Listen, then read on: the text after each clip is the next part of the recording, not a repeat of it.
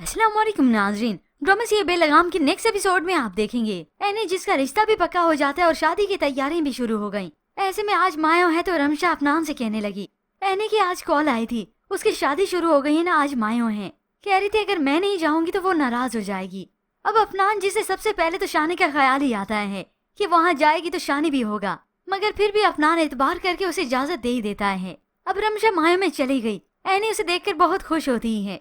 आपस में दोनों की बातें भी हुई। तभी एनी ज्वेलरी का जिक्र कर देती है तो रमशा कहती है, तुम मुझसे कहती मेरे पास इतनी ज्वेलरी पड़ी है वो तुम पहन लेती। तभी एनी ने सलाह दे दी कि क्यों ना शानी को ही भेज दें। तो रमशा यहाँ से फुप्पो को कॉल कर देती है। यूं ही फिर कुछ देर बीती थी कि शानी रमशा के घर चला जाता है।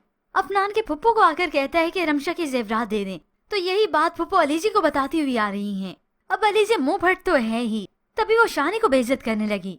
मांगने से तो बेहतर यही था आप चैरिटी ले लेते। तो अब शानी कौन सा खामोश रहेगा। अपनी जबान को ना आप लगाम दे।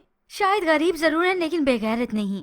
अब यही बात ही अलीजी के लिए काफी हो जानी चाहिए थी, मगर वो तो समझती है कि सभी अफनान जैसे होंगे कि अगलों को इतना बेइज्जत करके रख देगी और अगले खामोश होकर सुनते रहेंगे। तभी मुंह फाड़ के चिल्लाते हुए से कहती है, गैरतमंद नहीं बल्कि इतने बेगैरत आदमी हो तुम, पूरा खानदान ऐसे है। जिसके बाद तो शानी का गुस्सा बस देखने वाला ही था। शानी उसी वक्त गुलदान को पीछे फेंक देता है और टेबल से छुरी उठाकर इस अलीजी को दिखाने लगा। एक लफ्ज भी और बोला ना मेरे खानदान के बारे में तो अच्छा नहीं होगा, तुम्हारी गर्दन उड़ा दूंगा मैं। शानी का तो दिल चाह रहा था ये अलीजी की गर्दन पे ही फेर दो, मगर उसने कह भी दिया कि ये रमशा की वजह से मैंने अपना हाथ रोक लिया। यूं इन दोनों माँ बेटी को तो दिन में ही तारे नजर आ गए। अलीजी तो वैसे इस जैसा शोहर ही डिजर्व करती थी। ये तो अफनान है जो सीधा साधा उसे मिला। इतना सब कुछ हो जाने के बावजूद भी वो इन दोनों माँ बेटियों की गलतियों को माफ करता रहा। मगर अब शानी जिसके मुंह पर ही उसके खानदान को बुरा भला कहा, तो भला ये बात कैसे बर्दाश्त कर सकता था। अब ये बात तो होगी, मगर इसके बाद ना तो अलीजी खामोश रहेगी और ना ही ये फूफो।